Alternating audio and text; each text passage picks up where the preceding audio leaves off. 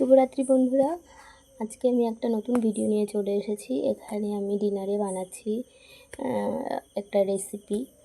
এটা south Indian একটা dish. এটা আমি আমার ননদের কাছ থেকে শিখেছি। তো উনি এখন বেঁচে নেই, তবে শিখে রেখেছিলাম বলেই আজকে তোমাদের সঙ্গে শেয়ার করতে পারছি। এটা খেতে খুব সুন্দর লাগে। এটা তোমরা সকালের জন্য ব্রেকফাস্টেও করতে পারো। এখানে দেখো আমি 1 কেজি সুজি নিয়ে নিয়েছি, কারণ আমাদের বাড়িতে অনেক লোক। তো তোমরা তোমাদের যেটুকু প্রয়োজন সেটুকু নেবে। আর 1 কেজি সুজির জন্য আমার লেগেছে 500 দই, টক দই। তো তোমরা যেটুকু সুজি নেবে ঠিক তার হাফ টক দই ব্যবহার করবে। তো তার সঙ্গে লবণ দিয়ে জল দিয়ে আমি ভালো করে ব্যাটারটা বানিয়ে নেব। এটাকে মিনিমাম 10 মিনিট তোমার রেস্টে দিতে হবে। এখানে আমি সব কিছু ভালো করে মেখে ব্যাটারটা রেডি করে রেখে দেব, ঢেকে রাখবো। তো আমরা যেহেতু বাড়িতে অনেক লোক, তাই আমার 1 কেজি লেগেছে। তো একজনের জন্য মোটামুটি 1 প্যাকেট সুজির থেকে একটু কম নিলেই চলে যায়, কারণ 1 প্যাকেট সুজিতে তোমার অনেকটাই হয়ে যাবে। 12টা থেকে 20টা হয়ে যাবে 1 প্যাকেট সুজিতে। এখানে আমি ব্যাটারটা বানিয়ে এদিকে চাটনির জন্য প্রিপারেশন করে নিচ্ছি। চাটনির জন্য আমি নিয়ে নিয়েছি টমেটোটাকে একটু পুড়িয়ে নিলাম, পুড়িয়ে ছাল তুলে নিচ্ছি, খোসাটা আর কি তুলে নিচ্ছি। এবার দিয়ে দিলাম টমেটোগুলো, তারপর দিলাম ধনেপাতা, অনেকগুলো কাঁচা লঙ্কা আর এক টুকরো আদা। এখানে তোমরা রসুনও দিতে পারো, যেহেতু আমাদের শনিবার তাই রসুনটা আমি দিলাম না, রসুন ছাড়াই করছি। রসুনটাও তোমরা পুড়িয়ে নেবে, আর তার সঙ্গে একটু লেবুর রস দিতে পারো, কিন্তু আমার হাজব্যান্ড লেবুর রস খাওয়া বারণ আছে কদিনের জন্য। তো তার জন্য আমি লেবুর রসটা দিচ্ছি না। তো এটা লেবুর রসটা দিলে খুব ভালো লাগে। এবার এটাকে আমি মিক্সিতে ঘুরিয়ে নিচ্ছি, তবে তোমরা চাইলে এটা বেটেও নিতে পারো শিলনোড়ায়।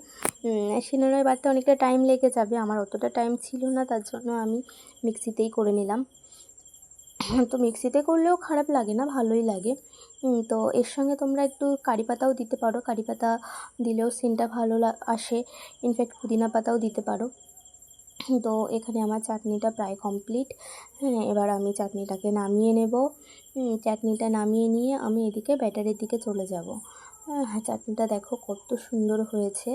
এবার ব্যাটারটা আমি আরও একটু জল প্রয়োজন ছিল, তাই একটু জল নিয়ে নিয়েছি, তোমাদের আর দেখানো হয়নি। এবার এর সঙ্গে দিয়ে দেবো 2 প্যাকেট ইনো। তো তোমরা তোমাদের মতো যেটুকু প্রয়োজন ইনো সেরকম করে দিতে পারো। আমি 1 কেজির জন্য তোমার 2 প্যাকেট ইনো দিয়েছি। ইনোটা একটু কিন্তু জল দিয়ে অ্যাক্টিভ করে নিতে হবে, কারণ জল না দিলে ইনোটা অ্যাক্টিভ হবে না। এবার ভালো করে এটাকে ফেটিয়ে নিতে হবে। ফেটিয়ে নিয়ে এটা আমার আপে মেকার, এটাতে আমি ব্যাটারটা ঢেলে দেবো। প্রথমে আমি তেল ব্রাশ করে নেব। অল্প অল্প তেল দিলেই হয়ে যাবে। ব্রাশে করে অল্প করে তেল দিয়ে তেলটা ভালো করে ব্রাশ করে নেবে, যেহেতু এটা গরম হয়ে গেছে আমার, খুব তাড়াতাড়ি আমি করে নিচ্ছিলাম। তো এটা দেওয়ার পর আমি ব্যাটারটা সবটাই ভালো করে সেট করে নেব। পরপর দিয়ে দেবো বাটারগুলো।